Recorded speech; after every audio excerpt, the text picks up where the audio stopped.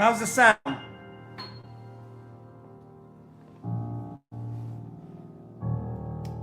Well, from that music, you can tell that we're going to do something a little different now in Journey of an Aesthete podcast. That the composition, of course, is my first volume of hard listening, and it's called Townsend Detective Agency, which for those of you who know or in the know, it's taken from a television show from the 1970s. And that music I just played, I don't think I ever will or ever have written anything more romantic. If I have, I can't recall it at the moment. And that's the reason why I played that Townsend Detective Agency solo piano to introduce this series, our Journey of an Aesthete podcast, all about aesthetics. This is I had trouble actually coming up with a decent title, I think. I mean, I said Isaiah Berlin's Lectures on Romanticism. Art and Culture, I think, is a working title. And this is going to be a mini-series. And we're going to talk a little bit today about Isaiah Berlin himself and go into his letters when he was thinking about this series. And we're going to follow the format of our other episodes and start with the threads, with the what I'm wearing. Discuss that a little bit before we get to the subject at hand. I'm trying to remember, there's a couple of matters I want to introduce up front. There's the Copyright Act, of course, of 1976, which is a fair use Copyright Act, which fair use doctrine, which gives us the right to comment and report and educate and elucidate humans' creation, human products of human civilization and creation, books, movies, music, TV shows, even radio shows, addresses at the National Gallery, as we'll get to today in a moment, lectures, oration, and all the rest of it, images. That's covered by that Copyright Act of our bicentennial year of 1976, and hopefully that'll serve us in good stead for this today and future episodes. But let's go over to the chair. I want to thank Laurie Strickland, my producer, immediately. I don't think I thank her enough. I do what I can. And of course, her lovely golden retriever companion dog, Chester, who are a big help in these episodes. So I say hi to them. I always say the same thing. I always say, how am I to proceed? Well, this necktie, speaking of romance, is a necktie I have held on to since 1982.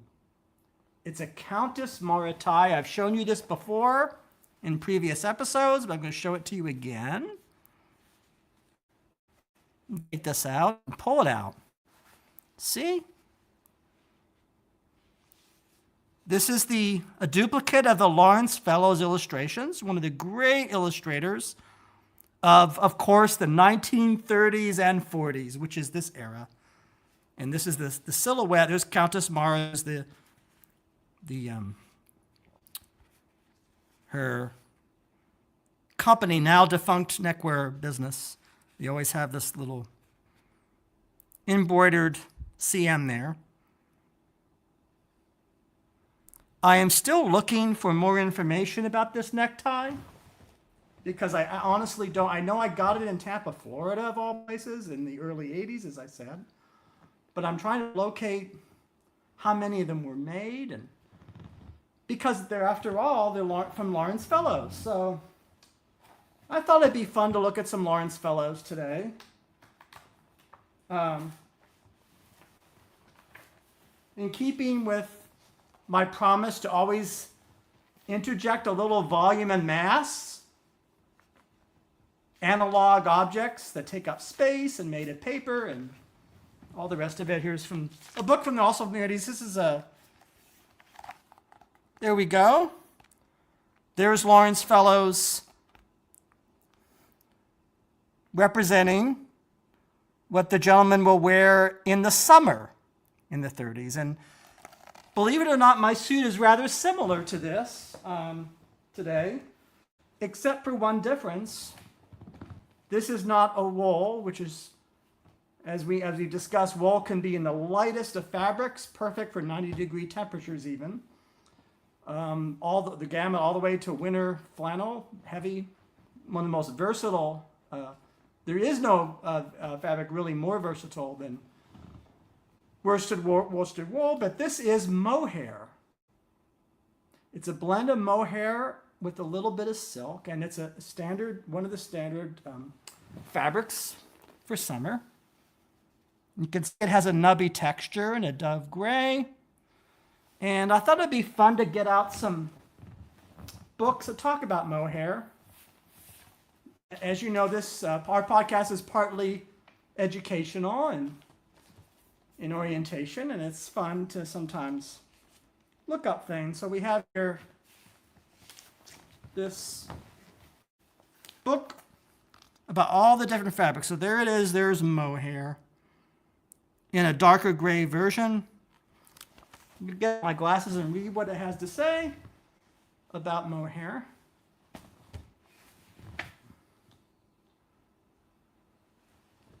Also, I'm wearing a suit. Normally on these episodes, I always wear non-matching coat and trouser.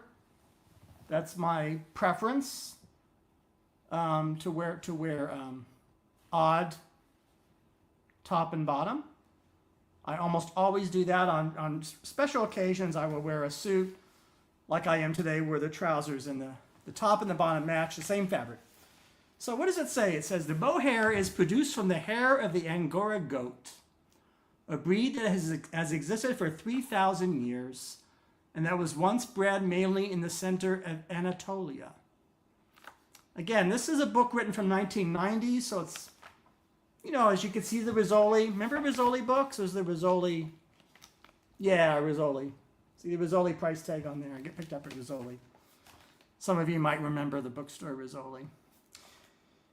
It says, today the best farms are in South Africa and Texas. By far the most valuable breed.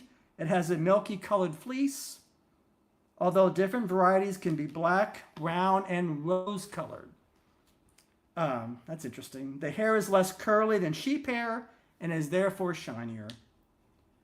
The weave is normally a plain weave, and the weight is usually 7 to 11 ounces.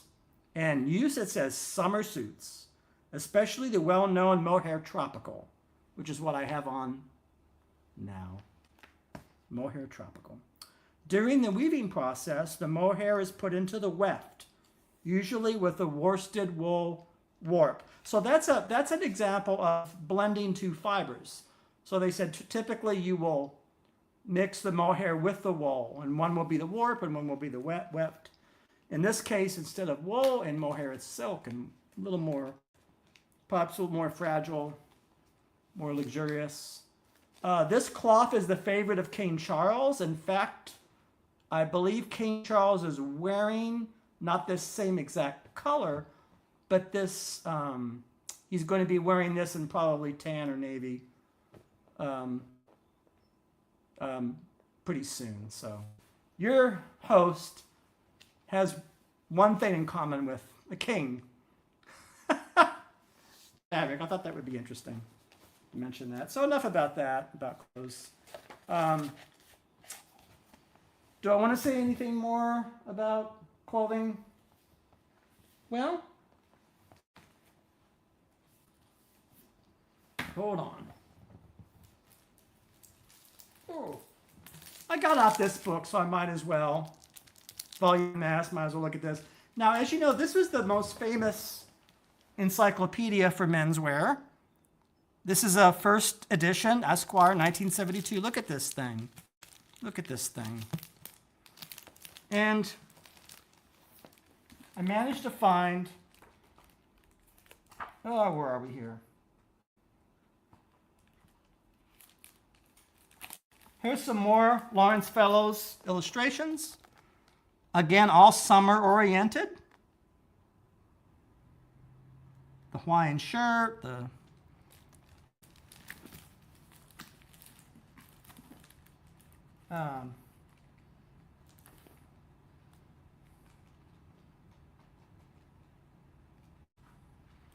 and as you can see, since this is a book from the early 70s, they have to see those salmon-colored trousers and that cream jacket with the stripe there. But if you look over here, you can see that that style of illustration carries over into the 1970s, and we're getting flared trousers, bell-bottomed, and that kind of, you can see that we're moving forward in time, for better and for worse, perhaps. So that's fun to look at that. It's fun to, you know, put myself together here.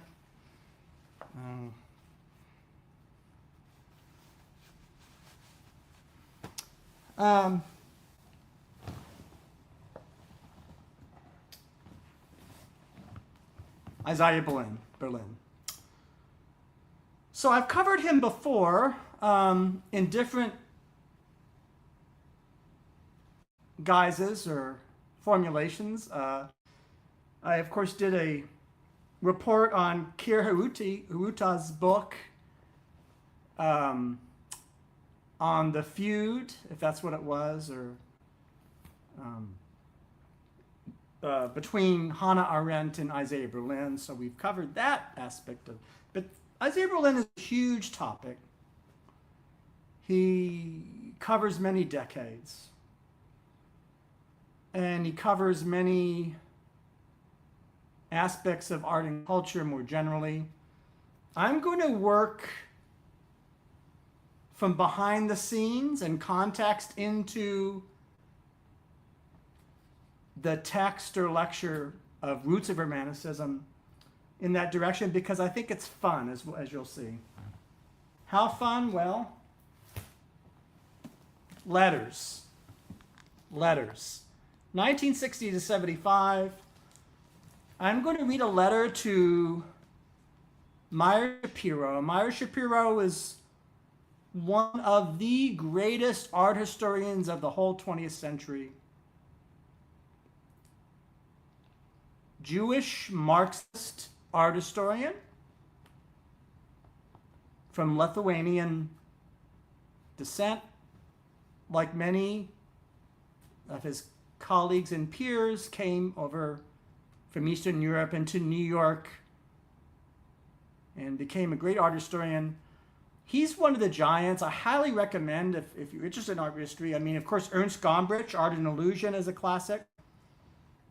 Meyer Shapiro's work is very, but anyhow, there's a letter from, got to find the letter first.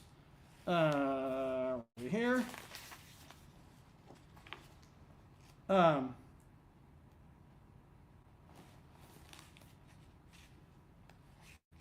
To Meyer Shapiro, and this is Isaiah Berlin. You get a taste of, we're going to cover two aspects of his life today. We're going to cover his oratory, one of the great public speakers, material used for the purpose of commentary and criticism, which falls under the fair use of doctrine, copyright law. No copyright infringement is intended. I've said that at the outset, but I'm going to repeat it now.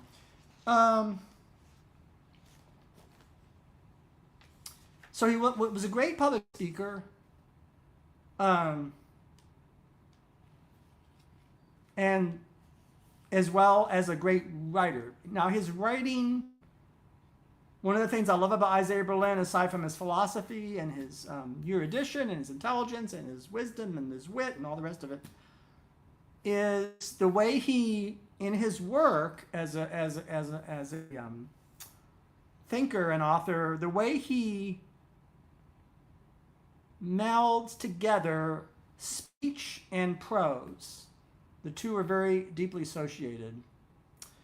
So today's, this series and today's lecture was never released at least in the United States, and maybe, well, Britain, it might be a different case. I don't know. Until 1999. So Isaiah Berlin delivers this lecture on what Romanticism is, this series, in 1965 at the National Gallery in D.C. Isaiah Berlin had a long-standing association with, well, he did work in World War II for both Winston Churchill, and he was a friend to the Kennedys, Arthur Schlesinger. There are letters in here to Arthur Schlesinger, as well as letters to, very close to Jacqueline Bouvier in the family. What we would call today the establishment. He was part of it, both sides of the Atlantic, and I want to get a little flavor of Berlin the writer. Berlin the letter writer. One of the great letter writers. Letter writing is a lost art. As you know, it's important to me. I never tire of writing letters to potential guests. I never tire of writing thank you letters to guests who we've been fortunate enough to have on our podcast. It gives me immense pleasure and immense joy. Berlin complained a lot about his lot. He would say, oh, I have to give a lecture. I hate this. I have to do this. I have to do that. I'm never really sure whether his complaining is sincere, is kvetching. I'm not really sure. It's unclear. I mean, maybe a little bit of both. He says, I know nothing. So this letter is to Meyer Shapiro. Now,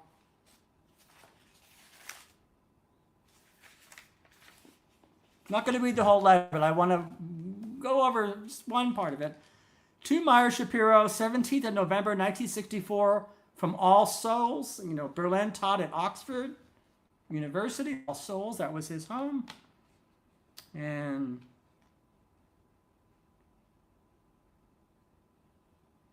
I want to put one question to you. If you have no time, you must not answer it. Notice that very Berlin. I'd like to write you this. I'd like to put this question to you. Please don't answer it if you do not have the time. This kind of modest, self-effacing. We'll get to that later. He does it in the lectures as well. What I ask myself and you, he's thinking out loud, happened socially, demographically, economically in the 18th century to have produced the extraordinary spate of young men, particularly in Germany in the 1770s and 1780s, who were poor, in quotes, pale, fevered, unquote, consumptive, who joined professions only to leave them, owed money, gambled madly, believed in the stars, wandered from city to city, defied their parents, and in earlier phrases are called Sturm und Drang, and later are called romantics. And he's asking, who are these people? He goes on later on in the letter to criticize them. Revolt against parents, of course. Contempt for all forms of tidiness, order, and reason. Poverty, debt, inability to manage their own lives, clumsiness and experience in society, awkwardness with women, passionate masculine friendships. Goes on. Why? Who are these people?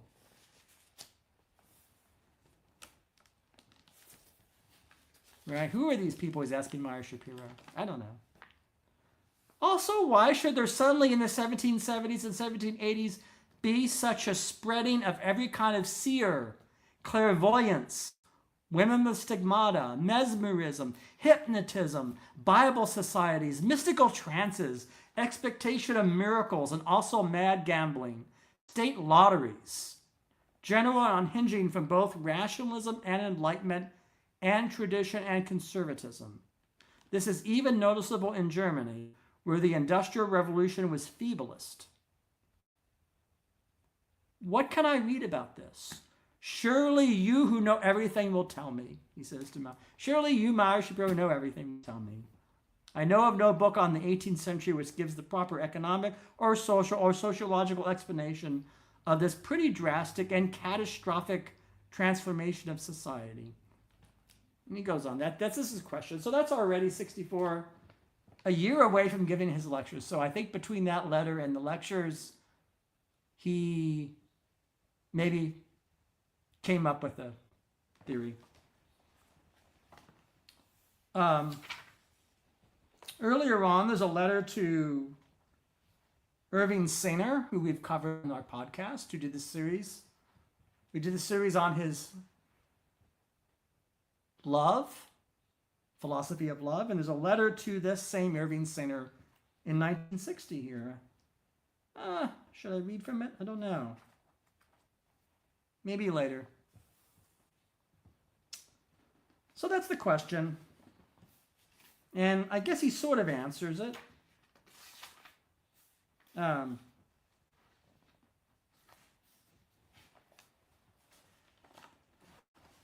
another passage. Let's see here. Oh, here we go.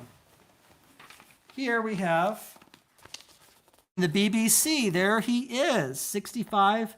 6 lectures by Sir Isaiah Berlin. The Mellon Lectures, Radio Times, 1960s. There he is. This is what you would see if you had a telly. In the 60s, you would see this. BBC.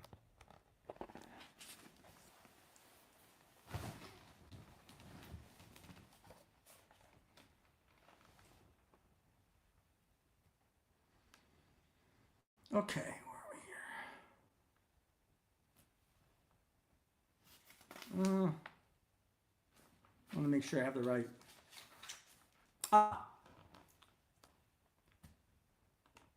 In September 1960,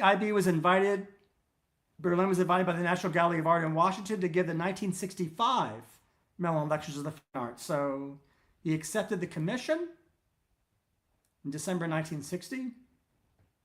The previous lectures had been Kenneth Clark, 1953, and who I already mentioned earlier, Ernst Gombrich. These are sort of the notes that Berlin sent to the gallery, the people running things over there. He said, the lectures themselves will be concerned with the roots of Romanticism, i.e. the common root to the Romantic Revolution in the arts, politics, philosophy, and human behavior in general. Which seems to me, and here we come, this is the reason we're doing this series. I'm going to emphasize what Berlin says because it's bold, bolder even than his mixed emotions about those young men, that he sort of likes them, he sort of criticizes them a little bit. But this is what he has to say, and I think he's right, by the way. At least in this, what I'm going to say now, I think he's correct. He says it's the greatest single break with the past in the modern age, greater than Marxism or any of the industrial revolutions. At least, if not greater, in transforming social behavior, deeper and further reaching in its transformation of social, moral, and political ideals, habits, concepts, language. And that is to Carter Brown, the assistant director of the National Gallery of Art. And so Berlin is a public intellectual. I shudder to think what they would call him today, probably thought leader, which he would wisely disavow and reject. These influencer, these god-awful labels they throw on people. This is what he was at the time. I'm going to go back and forth between hearing him speak. As I said, he's a great orator. He's not always easy to understand because of recording quality. So I'm going to also read from his text and reflect on what he's saying, comment on it. And we're going to start from the beginning, towards a definition. He doesn't say a definition, towards a definition. And we're not going to get through all of it today. We can't. We just can't. I mean, because there's so much, it's so rich. embarrassment of riches, right? So I just want to play a little bit of his introduction and then talk about. But the reason why I read from that note to the head of the gallery is because he says it's greater than Marxism. Now, in 1965, to say something is greater than Marxism, with the Soviet Union and China and the Great Leap Forward and all the hearts and minds of billions of people, this is bigger than that.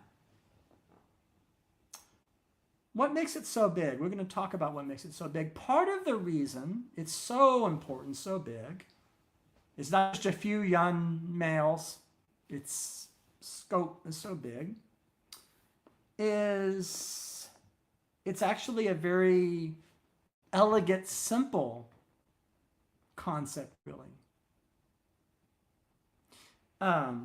Its simplicity leads it to have many. I actually wrote a long time ago, I would say 20 years ago, an essay called "We Are All Romantics Now," saying we all are, and I never finished it. But this is when it was first published in 1999. See, Berlin wanted to write a book on Romanticism because he never finally finished the book. He didn't want it released. He would lecture, but he didn't want any record, I don't think. But anyhow, his executor, his literary Henry Hardy, so let's release this in 1999, which they did, and this is that book.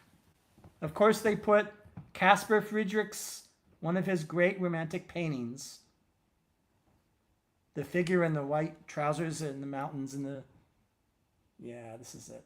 It's my edition with my notes. Look at all my notes. There. In search of a definition. I'm going to start with him, though. Enough of me babbling. Let's listen to.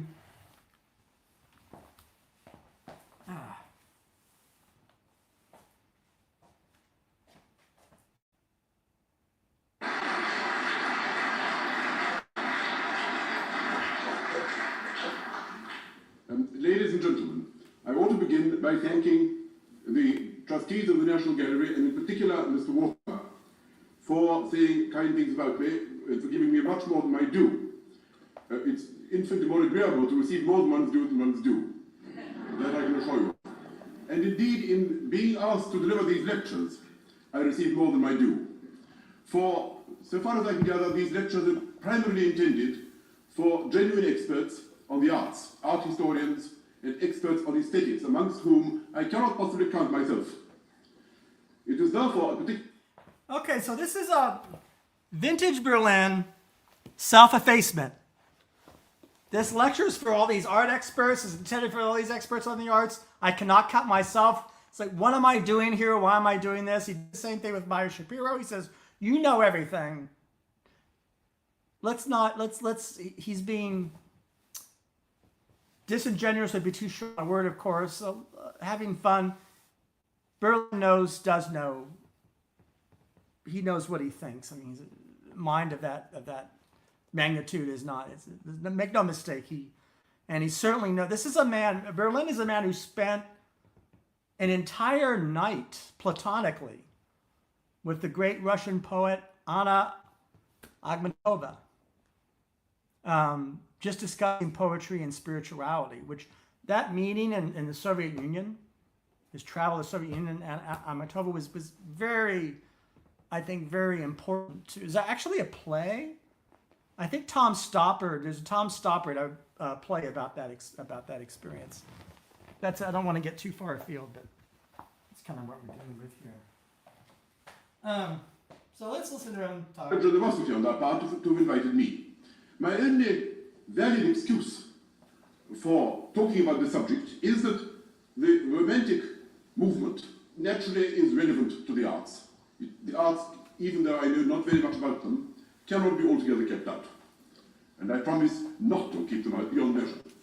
The second reason why I can claim some qualification for talking about this subject is that I propose to deal with political and social and moral life as well, and it is true, I think, to say of the Romantic movement that it is not only a movement in which the arts are concerned, not only an artistic movement, but perhaps the first moment, certainly in the history of the West, when the arts dominated other aspects of life, when there was a kind of tyranny of art over life, which in some sense is the essence of the Romantic movement. At least So that's another reason why it fits our podcast, because in the Romantic Revolution, they're basically saying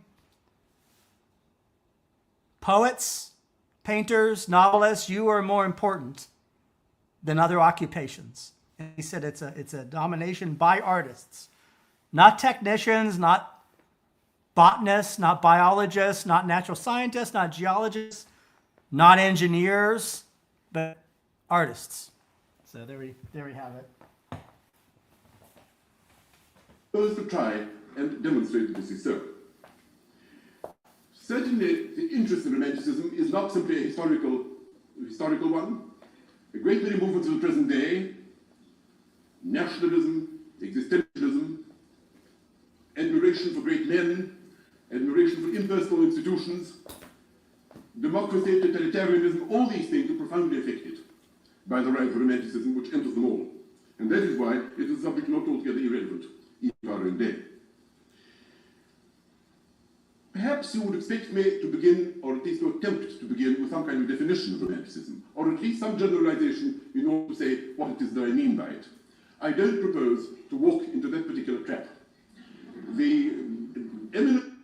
Here his audience laughing. He says, I'm not going to walk into the trap. I'm not going to define it. Not going to define it. I'm just going to go towards a definition. Won't walk into that trap. And the audience laughs. There's different versions of these lectures. He did it in different forms. In one form, he says, I'm going to attempt, and I discussed this in an earlier episode 2 years ago, I think. However rash it may seem. See that clause, the language, I'm going to attempt to define however rash it may seem rash, but I'm going to still try to do it. This is a form of that same shtick that he's doing here, you know. Maybe we should... Why is Professor Northrop Frye points out Northrop whenever Frye. anyone embarks on a generalization on the subject of Romanticism, even something so innocuous, for example, as to say that a new attitude sprang up among English poets towards nature. Let us say Wordsworth and Coleridge as against, say, Dryden and Pope. Somebody will always be found who will produce countervailing evidence. Alexander Pope and Dryden, or Kalidasa, pre-Muslim Arabian epics, medieval Spanish verse, and finally Dryden and Pope themselves. And for this reason, I don't propose to generalize. I propose, if I may, simply to convey in some other way what it is that I think Romanticism to be. Indeed, the literature on Romanticism is larger than Romanticism itself. And the literature defining what it is that the literature on Romanticism is concerned with is quite large in its turn. It's a kind of inverted pyramid. It's a dangerous and confused subject in which many have lost, I won't say their senses, but at any rate their sense of direction. It's like like the dark cave described, I think, by Virgil. Where all the footsteps lead in one direction, the cave of Polyphemus. Those who enter it and never seem to emerge again. It is therefore with some trepidation that I embark upon the subject. Let me begin by saying that I think that the importance of Romanticism is that it is the largest recent movement which transformed the lives and the thought of the Western world. It seems to me to be the greatest single shift in the consciousness of the West that has occurred. And all other shifts which occurred in the course of the 19th and 20th centuries appear to me comparably less important and at any rate deeply influenced by it. So the biggest thing to have happened, it shifted human consciousness, which can't get bigger than that, larger than that, to shift actual consciousness. And the things that seem to be as big or to seem to be that we often point at are themselves romantic. In other words, that they are influenced by it. So it's sort of a kind of a foundation for. We're going to talk about in these episodes, I'm going to show what my own personal spin on it.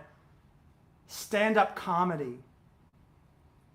Lee Strasberg's method acting. Avant-garde cinema. Jazz improvisation. African-American soul music. All these are political tolerance, civil rights, feminism. These creations, these contributions are profoundly influenced by Romanticism. So, let's say. The history of thought, but consciousness, opinion, action to morals, politics, aesthetics, is to a large degree a history of dominant models. Let me try and explain what I mean. Always, whenever you look at any particular civilization, I think you will find that its most characteristic writings are dominated by a particular pattern of life, which those who engage in these writings or paint these paintings or produce these particular music, works of pieces of music, in some sense are dominated by. And in order to identify a civilization, in order to explain what kind of civilization it is, in order to understand the world in which men of this sort thought and felt and acted, it is, I think, of importance to try, so far as possible, to isolate the dominant pattern which that culture obeys. Let me try to explain this by examples. For instance, if you read Greek philosophy or Greek literature of the classical age, you will find, for example, in the case... I'm gonna take over from him. Read it myself, a little more, maybe more clear. I just wanted to get, this is the essence of his speech. His oration is so important. But let's dig into this a little bit.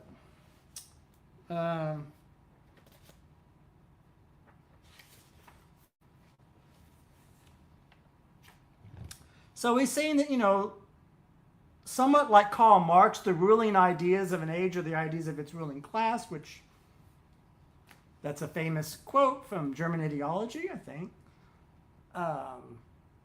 This is adjacent to that, probably not the same thing, because it's not necessarily, might not be the ruling class. It could just be whoever's popular, whoever leads. I think we do a disservice when we try to cast, pejorative associations with leadership. It could be somebody we like. The dominant ideas could be of a small case, lowercase Democrat. It could be Ralph Waldo Emerson, or it could be James Baldwin. It could be anybody, right? So, but they lead and they get publicity and their ideas, that's a thing. But he's thinking in civilizational terms. He's thinking of, and so if he's going to talk about is there such a thing as Romanticism, let's assume that's a thing. Let's assume it's as big as he and I think it is, so influential that it makes possible 1970s second wave feminism and Lee Strasberg and the Actors Studio, right? Those innovations. It's that big. What is it? One thing we have to grapple with is it itself, Romanticism, is itself a reaction against something prior to it? And the answer, of course, is yes. So we have to discuss what that is, what that was, right? The opening of this editor's preface, it says here, as you can see there, everything is what it is and not another thing, which is Joseph Butler. And Berlin says everything is what it is, which is a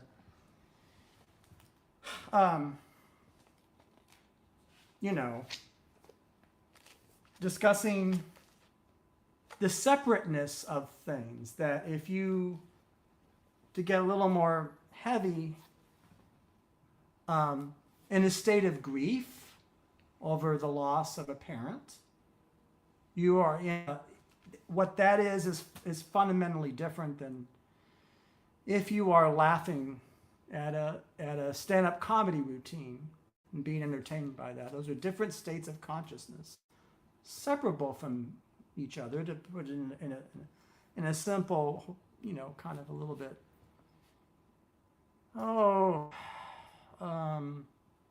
you say on the nose way, right? But that's kind of the kind of the thing there. So,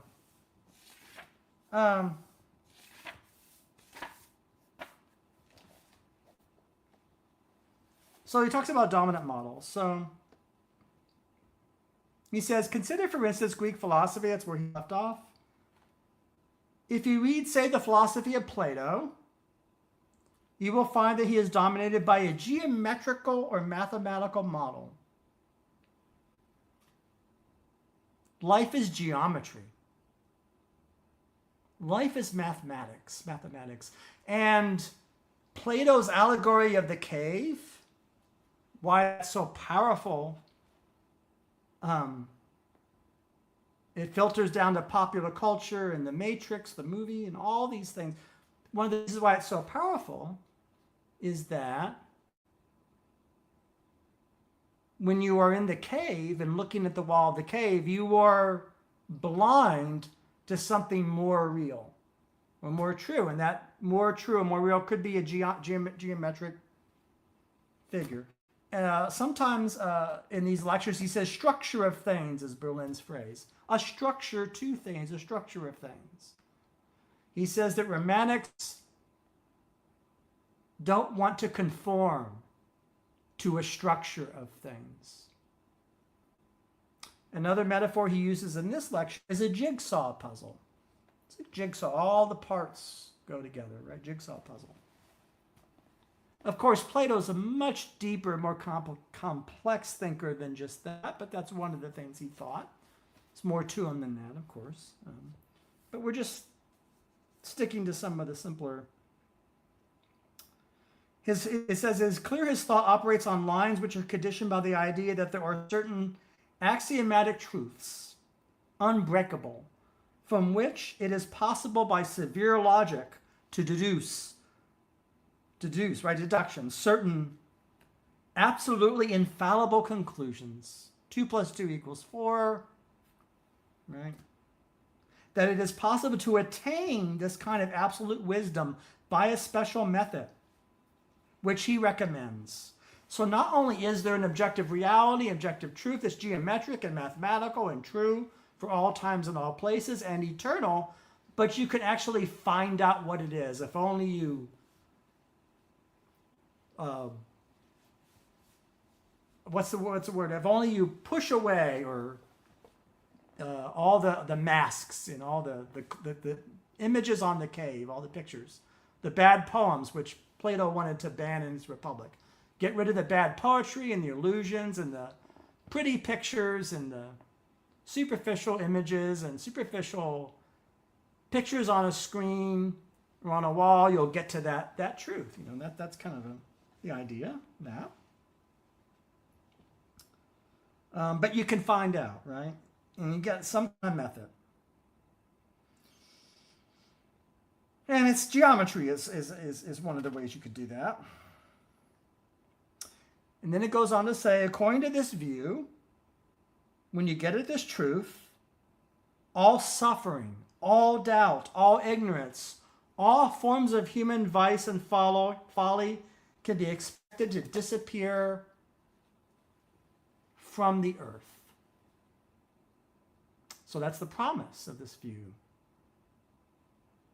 Another way of putting this is that knowledge and virtue are synonymous. And there's actually, it's interesting, this connects to other traditions, of course. Certainly connects to Judeo-Christianity, right? Because Christ says they know, forgive them, they know not what they do. That's talking about, Christ is talking about ignorance.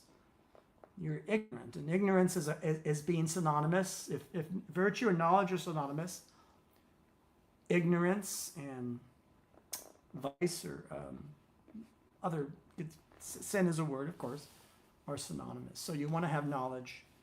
You can never go wrong with knowledge. Now, of course, immediately I'm thinking about the way romantics rebel against that, because romantics might say, who cares? A romantic might say, let's not analyze at all. Maybe analyzing itself is a problem. Maybe rules are a problem. Maybe customs are a problem. Maybe they oppress us. Who cares? Let's do away with all this talk and experience passion and vitality. Enough with this. That's not the only thing romantic. It's one of the romantic responses to this view, right?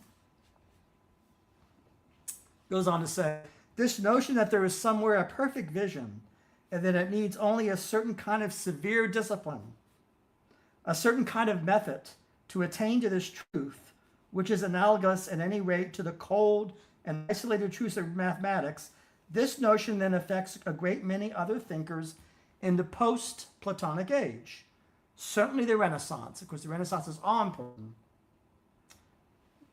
I said that, it's not his. Berlin says, certainly the Renaissance, which had similar ideas. Certainly Spinoza, Italian thinker. Thinkers of the 18th century, thinkers of the 19th century too. And goes on to talk about, again, bring up religion. Now, of course, Isaiah Berlin was Jewish and was trained and reared in that thought and culture. But it connects. So he says, let us look at another example, a parallel culture, that of the Bible, that of the Jews at a comparable period. He's comparing, of course, Jewish thought and culture to Greek, putting them side by side. A guiding quote for this series is Carlo Ginzburg, the historian in The Worms and the Cheese. One of my favorite quotes. He says, the goal of the historian, says Carlo Ginzburg, who's on our dream guest. I want him to make sure this is... Nope. Turning this off now. Carlo Ginzburg, The Worms of the Cheese, says, the goal of the historian is exactly the opposite of what most of us have been accustomed or trained to believe. It is not to show some kind of human universality, to show what we have in common. No. Ginsburg says that the goal of the historian is to, in his words, destroy our sense of false proximity to the past. The more we learn about a people in the past or an event in the past, the more Ginsburg says, yes, we should be shocked. We should be disturbed, is his word, by the strangeness of our mental universe, is his phrase. And that's kind of a little bit the spirit of this discontinuity, not continuity. So he sits, again, this is an idea, it's fun.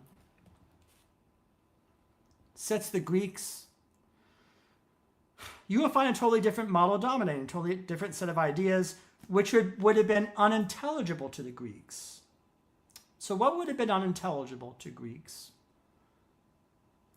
The notion from which both Judaism and Christianity to a large degree spring is the notion of family life, the relations of father and son, perhaps the relations of members of a tribe to one another, such fundamental relationships in terms of which nature and life are explained, as the love of children for their father, the brotherhood of man, forgiveness, commands issued by a superior to an inferior, the sense of duty, transgression, sin, and therefore the need to atone for it, this whole complex of qualities in terms of which the whole of the universe is explained by those who created the Bible and by those who were to a large extent influenced by it, would have been totally unintelligible to the Greeks. Now, to some extent, if you look at Greek art and theater and all the rest of it,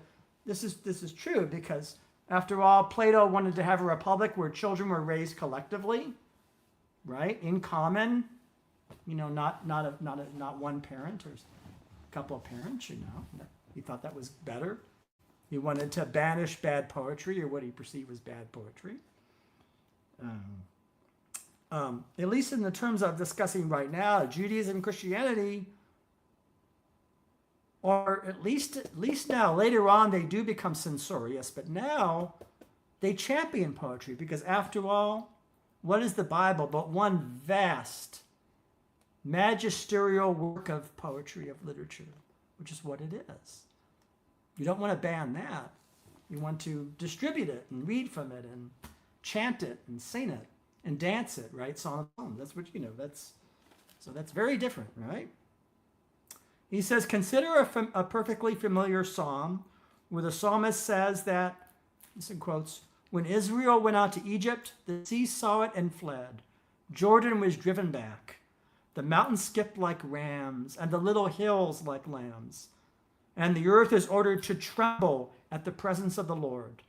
This would have been totally unintelligible to Plato or Aristotle, because the whole notion of a world which reacts personally to the orders of the Lord, the idea that all relationships, both animate and inanimate, must be interpreted, they have to be interpreted. That's radical too. Interpretation, hermeneutics, right? It's a newer thing. Interpret in terms of the relations of human beings with each other, or at any rate in terms of the relations of personalities. Cain, Abel, their personalities. These are Adam's a man and Eve's a woman, and they have personality, right? As the song goes. They're very individual, very individualized, right? To extent. In one case divine, in the other case human, is very remote from the Greek conception of what a god was and what his relations were to mankind. Hence the absence among the Greeks of the notion of obligation. Hence the absence of the notion of duty, which is so difficult for people to grasp who read the Greeks through spectacles partly affected by the Jews. Now, this is interesting. So there's been a lot of scholarship, namely by one of Berlin's colleagues, one of my favorite philosophers, Bernard Williams. We will return to him in this series. Not this text, it's Shame and Necessity. And in that book, of course, Bernard Williams says that, these ancient Greeks are more like us than we realize. And I'm immediately brought to mind when I was at Interlochen Arts Academy and had intellectual history with Scott Dean, wonderful professor. We read, I think it's not Ernest Becker, Carl Becker. Ernest Becker is the grief philosopher, the denial of death, but Carl Becker was an historian. And we read his wonderful text, The Heavenly City of the 18th Century Philosophers. And in that highly recommended text, Becker says, these Enlightenment scientific types that are supposedly all atheistic or agnostic and disenchanted, according to Becker, they just basically rehash and extend the traditional Judeo-Christian spiritual worldview under new packaging. So it's not such a difference. And that's true. If you read Enlightenment texts, if you read Locke and you read Hume, even, you sense that old-time religion and what they. So that's a sense of continuity from religiosity or religious tradition to Enlightenment. And so Becker, of course, until Becker, Becker was writing in the 30s and the 40s, and these are all, we're just having fun. We're just, having fun with these ideas. It's not so much always about truth or falsity or right or wrong. Berlin gets something profoundly right when he says something happened. This revolution happened in consciousness. And that's very true. That's what we're trying to grapple with.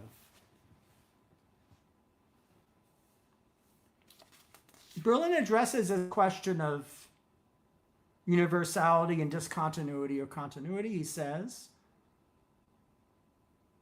when I speak of Romanticism, do I mean something which happens historically, as I appear to be saying?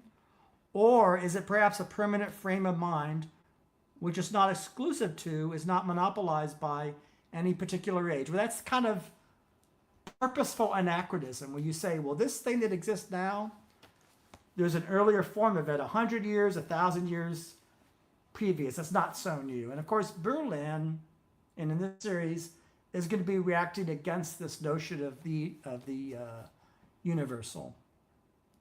In fact, Berlin's so radical that one of his ideas, which we're going to deal with in a future episode, is that sincerity?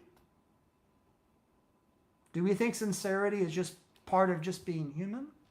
A capacity? Well, for Berlin, it's a little bit more recent in human history than we might think. But anyhow, get ahead of myself. So Herbert Reed and Kenneth Clark say that, well, there's always been a romantic,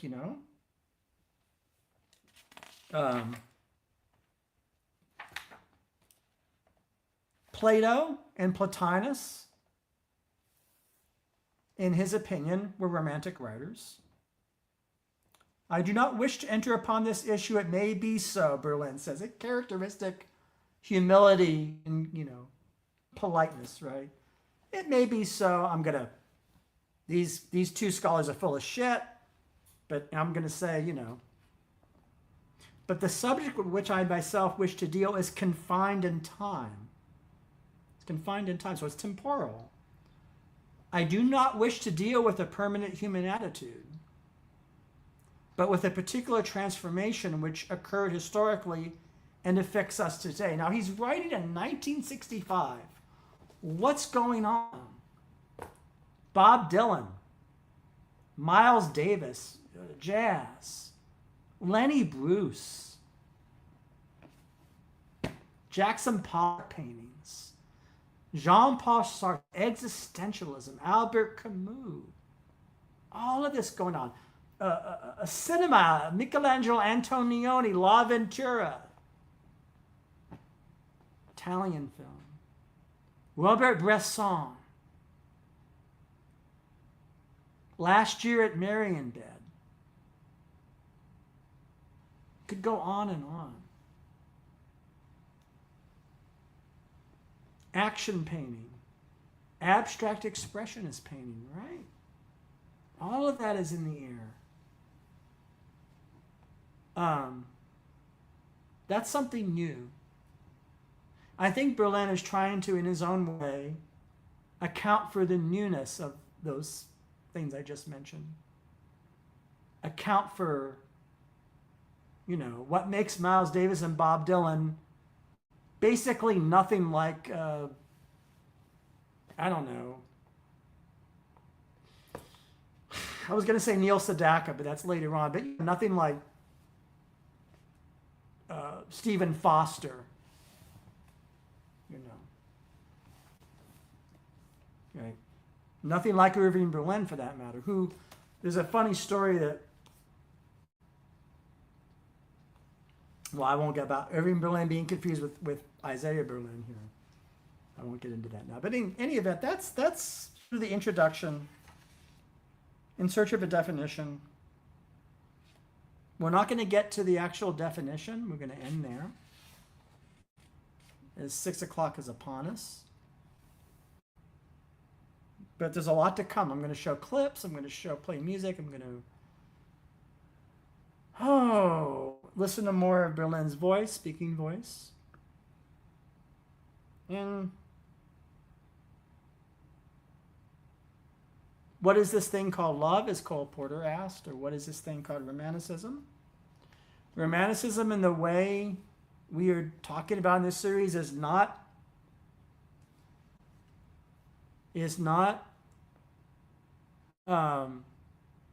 romantic love per se.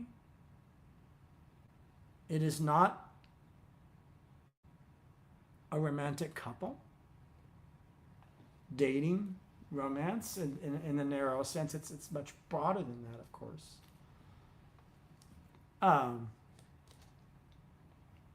In an age, if we are, we are in an age of so-called AI. I can't think of a more, perhaps a more important topic than an intellectual, emotional, spiritual transformation in consciousness that tells us that what is inside of us counts and matters. I think we will conclude there. Have a great weekend if you can. Like and subscribe to Journey of an Aesthete, and more to follow. Thank you.